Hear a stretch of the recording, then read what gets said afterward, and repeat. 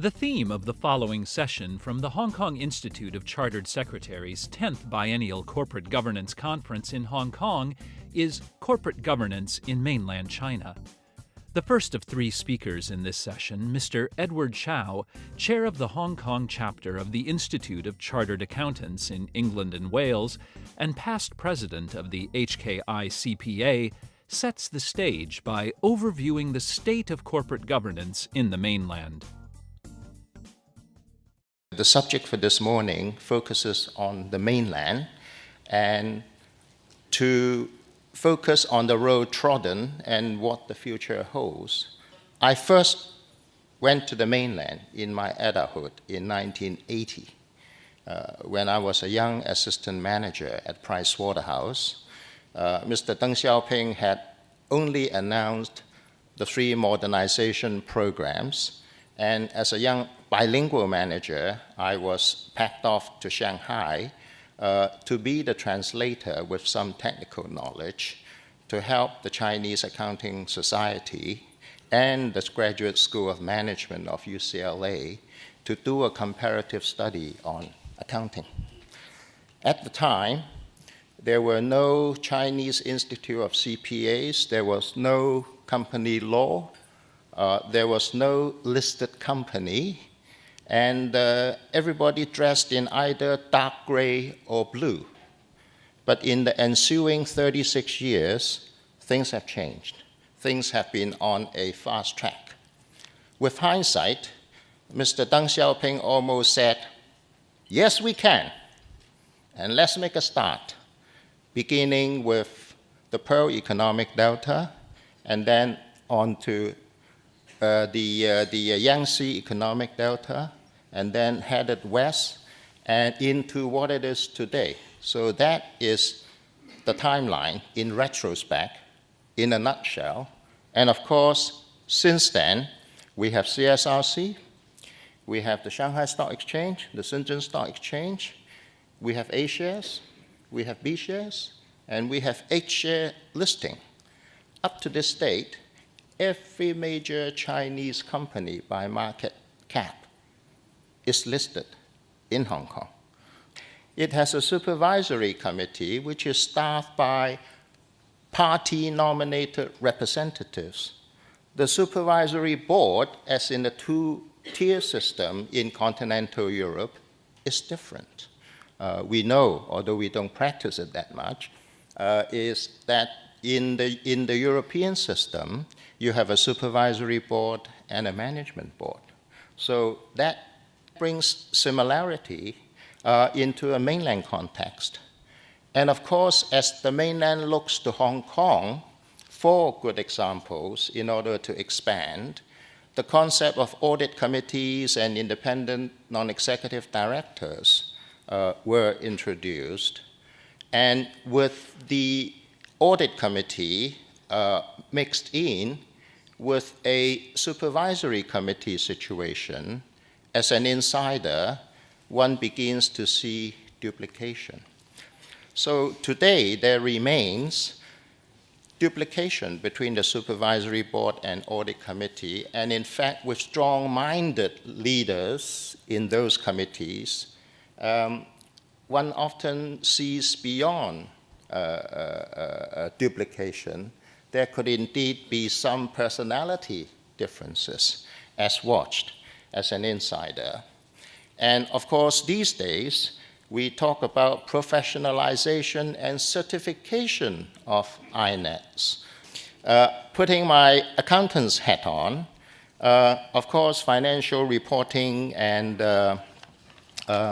things accounting are important because through the financial statements and the annual report, the company discharges its accountability, transparency, and all those good things which are required of the board. While the mainland has been working very hard to achieve economic growth and so on, both in the public and the private sector, the International Accounting Board, IASB, has been generating new financial reporting standards at too fast a speed. Mainland had to catch up, and of course the directors, the board, the CFO's office have had to catch up also. So China realized that the development of IFRS may not totally suit the Mainland, particularly on leasehold land. There are no freehold land in the Mainland, or in Hong Kong for that matter. And the IFRS did not cater for that. There are other problems which have tended to be Europe-centric and not catering for the needs of the developing economies, which China was. Moving on, as the financial sector, the banking sector get organized, of course there were lots of bad debts, and there had to be reorganizations between the major Chinese state-owned and semi-state-owned banks could be listed. And of course, there were Basel I, Basel II, and the China Merchants Bank top people, in fact, serve on the Basel committees at 2 levels. So, they were the insiders. And before Basel II was even implemented, I was packed off to an afternoon seminar at the headquarters of the China Merchants Bank to start learning about Basel III. And these days, the books are not in tens, not in hundreds, but in thousands of pages. So we're now into Basel III. And then, of course, with the financial meltdown and troubles in the Western countries, we have AML, KFC, numerous EU directives, including those major Hong Kong companies which have operating footprints in the EU, are now subjected to more regulation, not only on paying tax, but on other things. And of course, there is risk of all kinds, fraud, CSR, because the ozone layer is getting thinner and thinner. We have big problems with sea levels rising every year, not the other way. And of course, being humans, after all, related party transactions, which is a hotbed for fraud, for the controlling shareholders to be ripping off the minority shareholders, even the state. Now, even in retrospect, but in the past year or two, in fact, earlier this month, Hangzhou hosted the first G20 meeting, summit, hosted by China. There is the establishment of AIIB, I think, which will initiate a great wind of change, in my view, because the implementation in substance of the Belt and Road program, which is very long term, is handled by the listed companies, by the railway companies, by the manufacturers of high-speed trains, by the manufacturers of power generation, wind farms, solar energy, and so on, all the way from the eastern China coast to near Europe. So all these things will have to be undertaken. And of course, in the banking sector, now, of course, a new dimension is RMB-based trading. Difficulty in opening accounts, difficulty in settling and capturing transactions. So, having looked at the past, let's look at the future. Now, my question is, what future? Speaking straight, I do feel very strongly that there has been over-regulation here and there. I think we all know it, we all feel it. In a mainland term, I think company law needs to be tidied up. Single-tier, 2-tier board, role of audit committee and independent directors. The other problem I would just highlight because of time is educating the private sector entrepreneurs. I come from a part of China which is full of entrepreneurs, good and bad. My family is from Shaoxing, Hangzhou.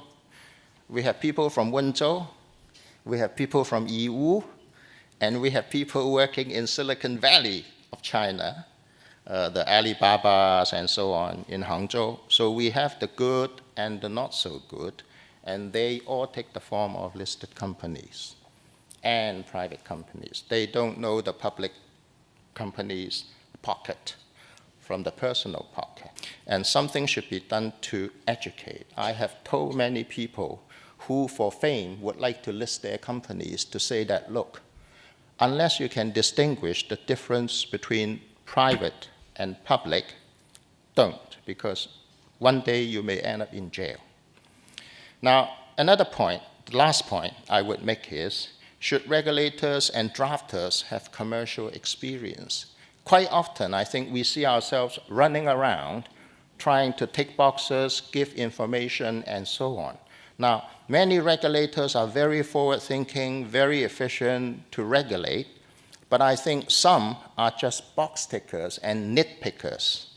And I think we have a problem there. Now, I'm representing the ICAEW today, and in the UK, the market participants do give feedback.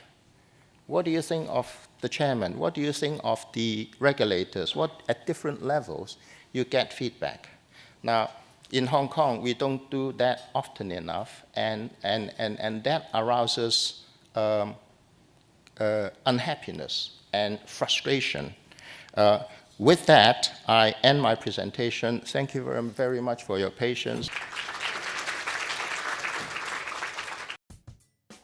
In the second presentation, Ms. Estella Ng Yi-kum, Executive Director, Deputy Chairman, Chief Strategy Officer, and Chief Financial Officer of Che Soy Luen Jewellery International Limited, addresses the importance of controlling communications and public information in the context of corporate governance in mainland China. To start with, in general, when we talk about the corporate governance platform, it was there, no matter in Hong Kong or in China or in mainland in general, for all the listed company or those state-owned enterprise.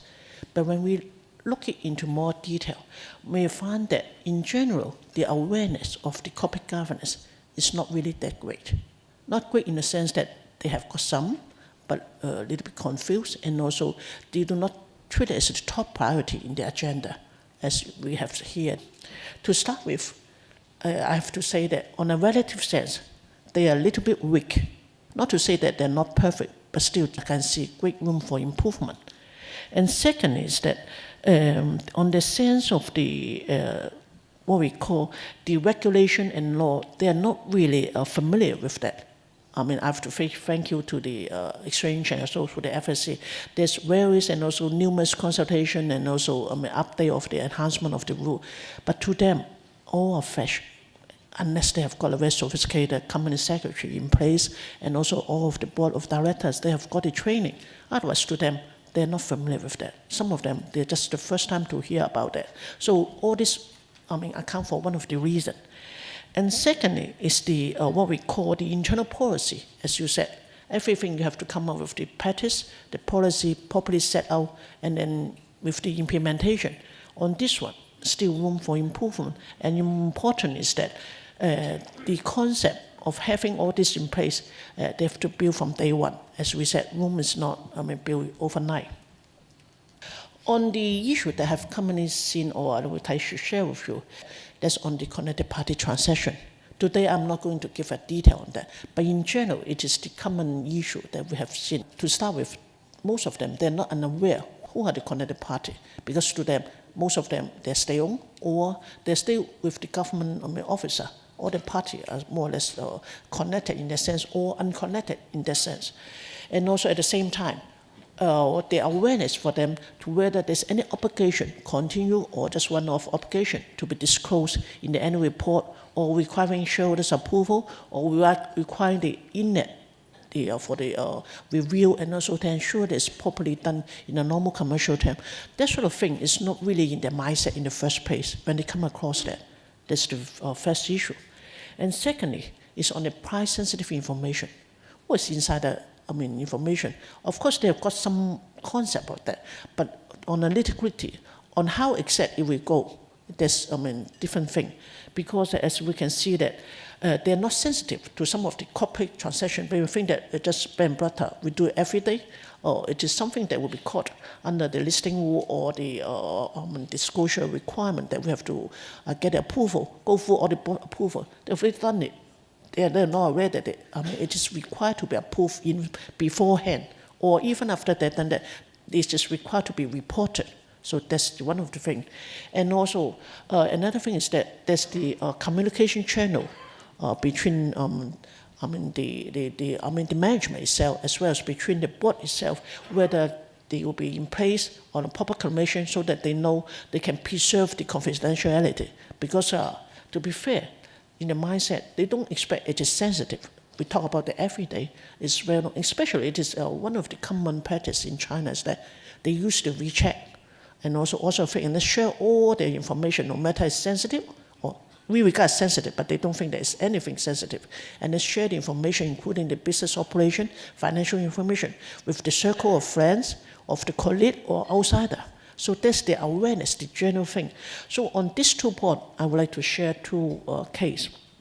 Of course, I do not intend to go into the details of the case, but just to illustrate, all these are public information.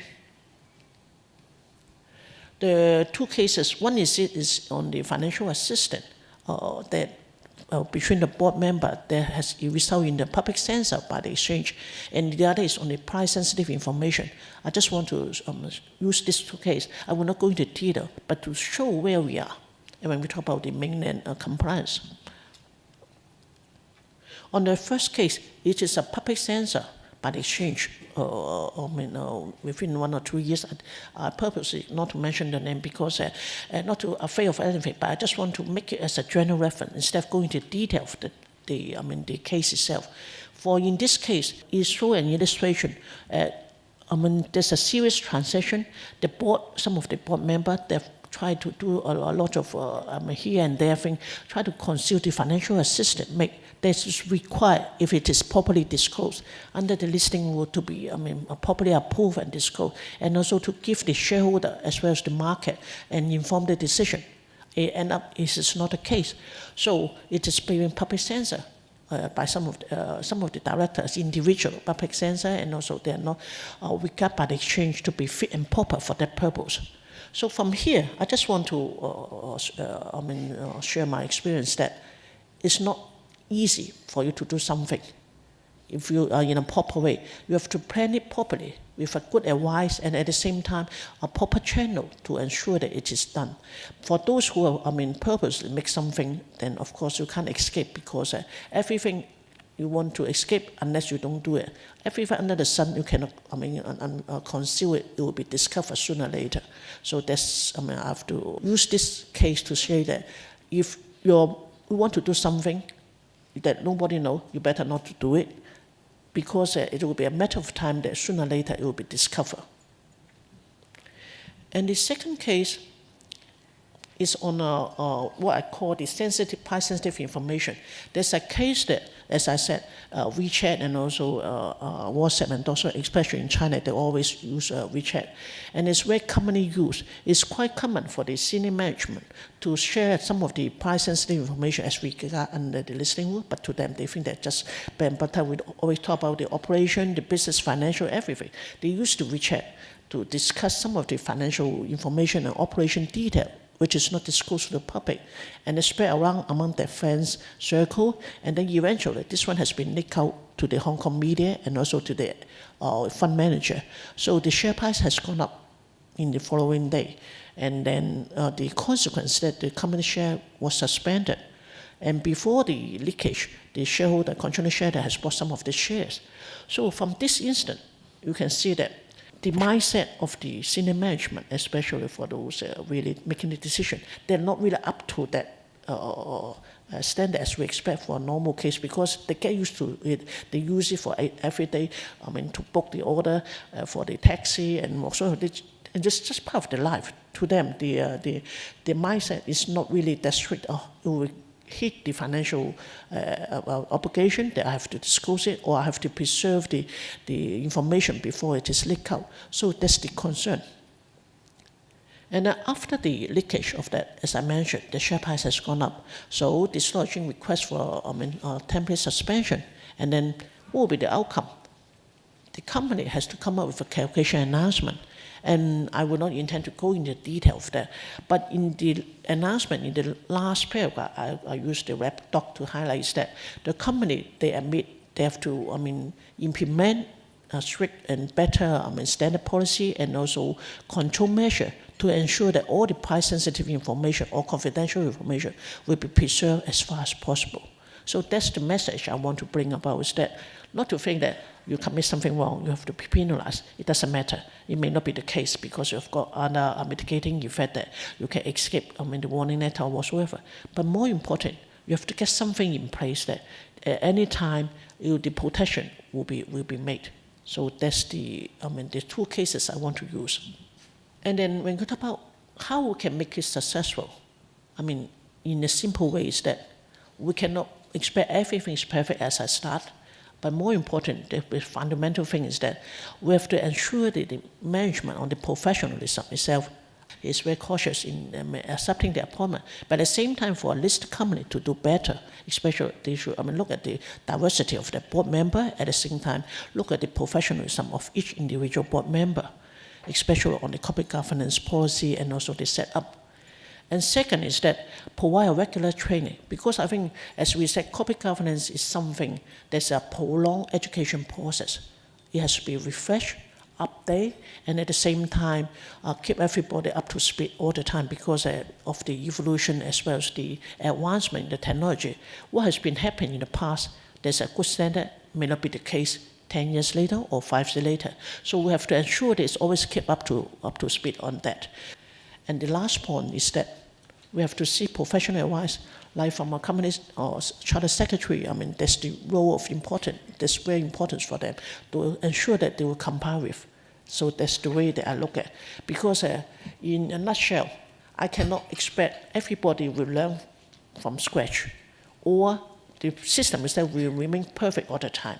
We need to refresh it, update it, and attend training like today. And more important, look at what the market is expecting, and then we try to lift up our standard of the performance so that we can meet the expectation. Because nowadays, the stakeholder, not just the shareholder, even your customer or your creditor or a debtor, they will look upon the corporate governance of the company. If you have got it, maintained at a high standard, definitely it will be all reflected sooner or later in the intrinsic value of the company. So it concludes my presentation today. Thank you.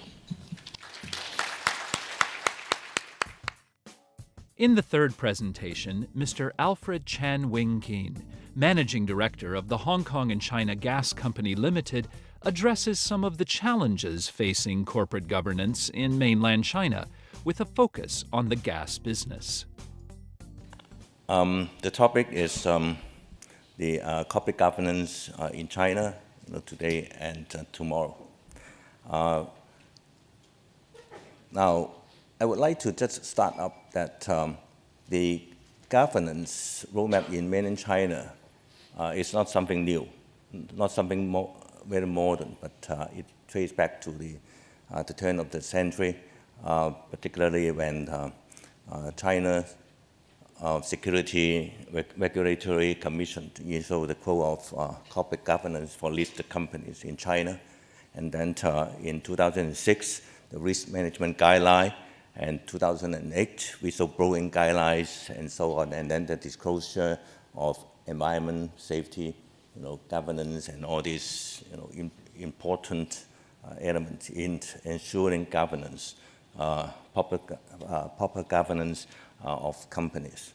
However, what I want to alert here is that although there are tons and tons of these documents and guidelines, very well written, and with a lot of reference to advanced overseas countries and so on. But in practice, when you go into the details, there's a lot of loopholes, a lot of compliances not being made. If you look at these pictures, it can show you that when we first enter into China with joint ventures in gas businesses, we're seeing a lot of safety issues, although there's a lot of guidelines, but they are not followed. A lot of quality and engineering standards were there, but in practice, you can see very rusty and also lack of maintenance type of work, presenting a lot of potential risk, to the company who run them. Now then, how do we conduct business in China? Mostly Sino-foreign joint ventures. The shareholding range from 13% to 100%.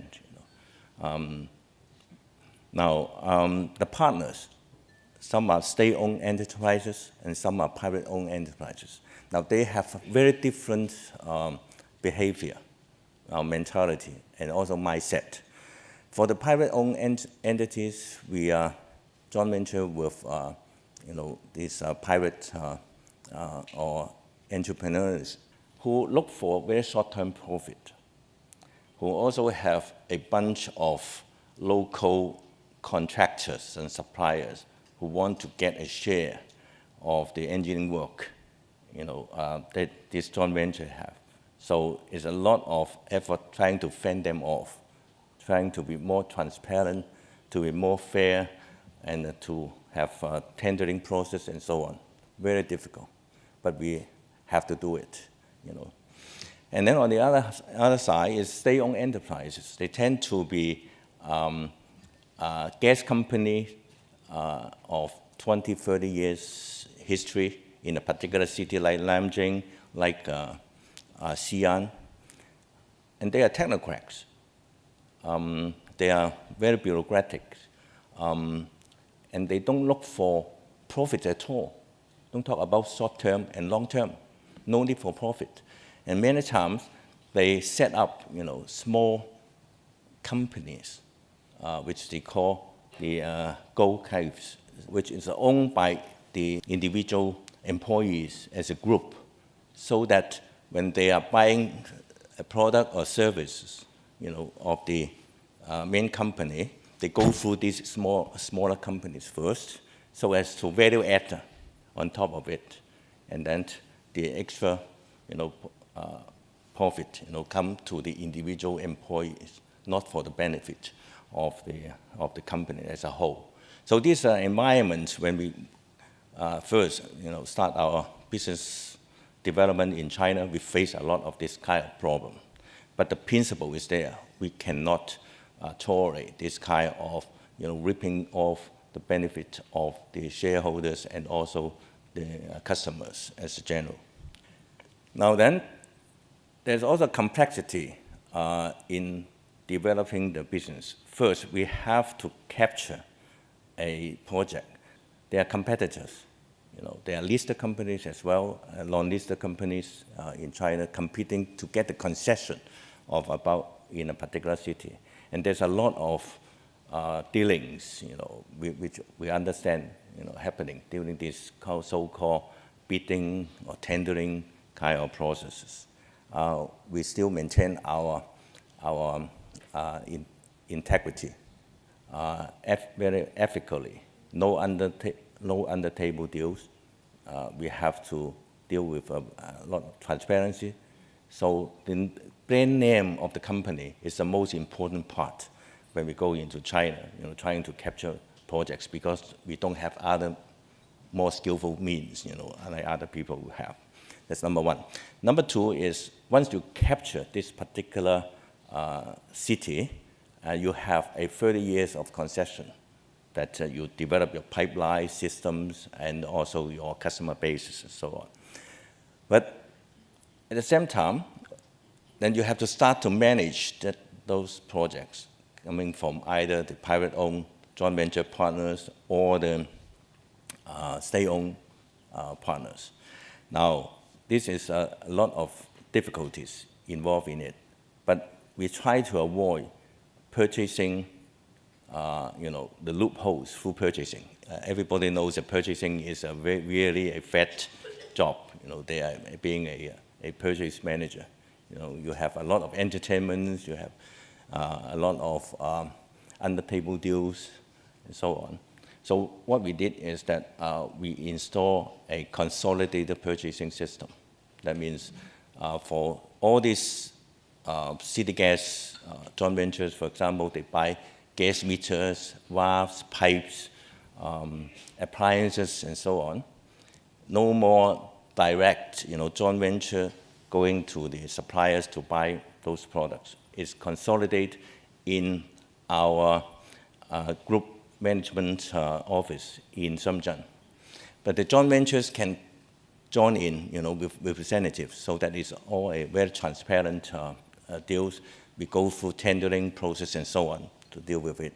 So today, all the joint ventures, when they do the buying, 90% of our material can go through this system. So they just punch on onto the computer and they can order for those materials with all the quotes already done, with blanket orders and so on. Now then, we have CSR, we have risk management. CSR is coming up, in China. A lot of attention by the central government looking into how company become good citizenship, corporate citizenship, looking, helping the poor and also the environment and all this.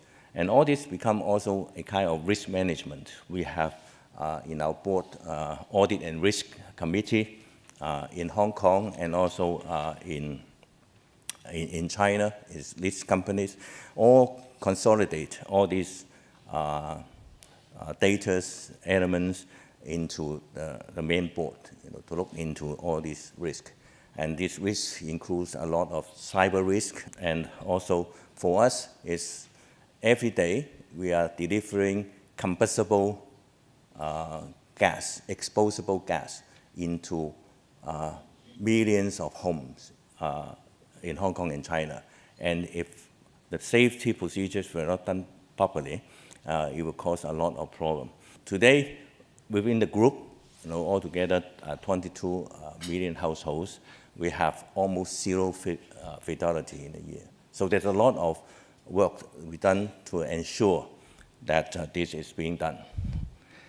Okay, legislations, there's a lot of anti-monopoly thing coming in, competition laws, and also we talk about a lot of connected transactions, because we also provide services, we charge the joint ventures and so on. All this has to be compliances, and also the taxations and so on. So very important that we keep up with this escalating controls in China, okay? Now, very important, we have our corporate values, the mindsets and so on. Out of all this, about altogether 9 different values we put integrity at the middle. So this is the mindset we go into. Now it's about 50,000 employees we have in China. In Hong Kong, we have less than 2,500. So we are managing a much larger team of employees. Integrity is the very important thing, right? The challenges ahead. Safety is one. The Tianjin occurrence last year, really shake people up. The incidents in Kunshan where more than 140 people died because they were all locked in a factory, and there were explosions because of dust, metal dust. Environmental, your pollution, when we produce our chemical products, it has got environmental issues. We have to comply with the rules, and also the water and so on. The power of internet, we talk about, today, the cyber attack, and also ransomware, customers' data, and also where the customer go into your database to interfere with your gas supply system, your controls. These are very big concerns for us. Legislation talk about, talking about anti-corruption, and also a lot of different regulations. Now, another challenge ahead is the talents. we couldn't find enough audit expertise, even in Hong Kong and also in China. And this is one of the things we have to train our own team to do the job. Thank you.